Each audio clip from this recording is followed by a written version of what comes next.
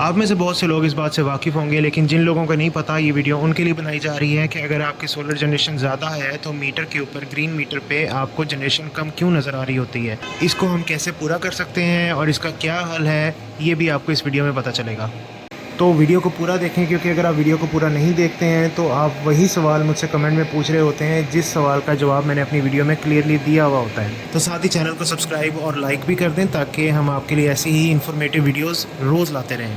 तो जैसा कि आप यहाँ पर देख सकते हैं कि PV1 में और PV2 में जो जनरेशन आ रही है वो हम यहाँ पर देख लेते हैं कि हमारे पास यहाँ पर PV2 की जो जनरेशन है वो है 3541, मतलब कि 3541, और PV1 की हमारे पास जनरेशन है 3394, मतलब कि तकरीबन 3400। तो ऑलमोस्ट हमारे पास कोई 7 किलोवाट के अराउंड जनरेशन आ रही है। लेकिन अब हम चलते हैं मीटर पे और मीटर पे जाके देखते हैं कि वहाँ पर क्या डिफरेंस आ रहा है। मीटर पे हम आ चुके हैं। यहाँ पर 30 नंबर सेटिंग आप लोगों ने निकाल लेनी है और यहाँ पर आप जैसा कि देख सकते हैं कि 3.94 किलोवाट जो है वो एक्सपोर्ट हो रहे हैं। इन्वर्टर के ऊपर हमारे पास आ रहा था 7 किलोवाट और यहाँ पर आ रहा है 3.94 किलोवाट। ऑलमोस्ट कोई तकरीबन आप अंदाज़ा लगा लें कि 3 किलोवाट का डिफरेंस है। तो जैसा कि हमने देख लिया कि हमारे इन्वर्टर पे हमें जनरेशन मिल रही है ऑलमोस्ट 7 किलोवाट की, और हमारे मीटर के ऊपर शो कर रहा है कि वो सिर्फ 3.94 मींस के ऑलमोस्ट 4 किलोवाट जो है वो रिवर्स दे रहा है। तो बाकी ये जो डिफरेंस आ रहा है 3 किलोवाट का, ये कहाँ पर आ रहा है, तो आज हमने ये देखना है। बेसिकली वो जो डिफरेंस है ना, वो हमारा लोड है। जैसा कि आप यहाँ पर देख सकते हैं, यहाँ पर हमने इनपुट पे और आउटपुट पे, ये इनपुट पे रिले है और ये आउटपुट पे है। तो यहाँ पर आप देख सकते हैं कि ऑलमोस्ट कोई 11 एम्पेयर तक का लोड ये घर का चला रहा है। वो हम यहाँ भी देख सकते हैं 2.76 किलोवाट। तो मींस के ऑलमोस्ट कोई 3 किलोवाट के राउंड अबाउट लोड जो है वो घर में चल रहा है। तो जो यहाँ पर जनरेशन हो रही है और जो हमारे पास वापस रिवर्स जा रहा है वापडा को, वो डिफरेंस यही है।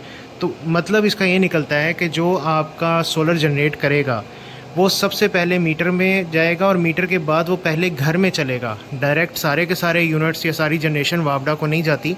मीटर में एक ऐसी फंक्शन होता है कि मीटर पहले आपके घर के लोड को पूरा चलाएगा और लोड चलाने के बाद जो आपकी जनरेशन या जो यूनिट्स या जो वाट्स बचेंगे सिर्फ़ और सिर्फ वही वापडा को रिवर्स जाएंगे। सारी की सारी बिजली वापडा को रिवर्स नहीं जाती होती। ये बहुत सारे लोग इस चीज़ में कंफ्यूज होते हैं कि जी हमारा सोलर जनरेट कर रहा है 10 किलोवाट, मीटर पे आ रहा होता है 5 किलोवाट, तो वो 5 किलोवाट क्यों कम दे रहा है। तो उसका ये जवाब है। और यही सिनेरियो हमारे पास ऑन ग्रिड इन्वर्टर में भी आता है। ऑन ग्रिड इन्वर्टर भी सेम यही काम करता है। वो पहले आपका लोड चलाएगा, बेशक उसने डायरेक्ट आपका लोड नहीं चलाना होता, उसने आपका पहले मीटर को बिजली देनी है। मीटर में से वापस जो आपका लोड चल रहा होता है पहले वो चलेगा और फिर जो बचेगा वही वापडा को जाएगा। ये ऑन ग्रिड इन्वर्टर्स में भी सेम यही सिनेरियो होता है। तो अब एक और बात आपको बतानी बहुत ज़रूरी है कि अगर फ़र्ज़ करें आपके घर में इन्वर्टर लगा हुआ है जिसके साथ बैटरीज अटैच नहीं है, जैसे कि इस इन्वर्टर के साथ हमने बैटरीज अटैच नहीं की हुई है, अभी वैसे ही पड़ी हैं, बाद में अटैच करनी है। तो जिस तरह से बैटरीज अटैच नहीं की हुई हमने इसके साथ, इसी तरह आपके घर में भी ऐसे इन्वर्टर लगा होगा। कई लोगों के घर में लगा होता है कि बैटरीज अटैच नहीं की होती, वो डायरेक्ट सोलर के साथ चल रहा होता है, वापडा शेयरिंग के साथ। तो इस सिचुएशन में सबसे बड़ा नुकसान तब होता है कि अगर आपकी लाइट चली जाती है और अचानक से बादल आ जाते हैं तो आपके वोल्टेजेस ड्रॉप हो जाते हैं। वोल्टेज ड्रॉप होने की सूरत में आपका AC, फ्रिज या कोई और चीज़ जल भी सकती है और बहुत लोगों के जली भी है। तो इसका हल एक बहुत मामूली सा हल है। मैं आपको सजेस्ट ये करूँगा कि आप ये जो चेंज ओवर है आपके घर में हो सकता है लीवर वाला लगाओ, लेकिन हमारे ये जिस तरह ब्रेकर वाला लगा हुआ है इसको आपने बंद करना है तो लाइट सारी बंद हो जाएगी। उसके बाद इसे आपने नीचे कर देना है।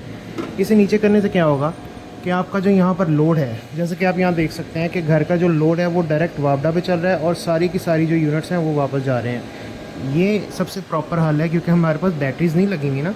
तो बैटरीज़ ना होने की सूरत में इन्वर्टर के पास कोई सेकेंडरी सोर्स नहीं होता जिससे वो अपना लोड ले सके।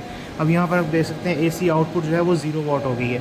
मींस कि अब जितनी भी ये जनरेशन बना रहा है वो सारी की सारी मीटर में जा रही है। अब हम मीटर पे भी जाके देखेंगे, लेकिन मीटर पे अभी भी 3.4 या 3.9 किलोवाट ही आ रहा होगा।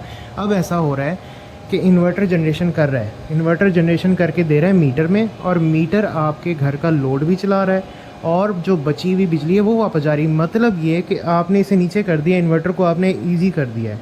इन्वर्टर अब आपके घर का लोड नहीं चला रहा, अब आपके घर का लोड चल रहा है मीटर के थ्रू। तो मैं आपको सजेस्ट ये करूँगा कि आप यही काम करें। अपने हाइब्रिड इन्वर्टर को आप इसको बाईपास सेटिंग पे रखें, मींस के वापडा डायरेक्ट पे रखें, जिससे अगर आपके घर में नेट मीटरिंग हुई है तब आपने ये काम करना है। इससे होगा क्या कि इन केस अगर लाइट जाती है तो आपका सारा सिस्टम बंद हो जाएगा, यकदम बंद होगा, एक दफ़ा बंद होगा, इससे नुकसान नहीं होगा।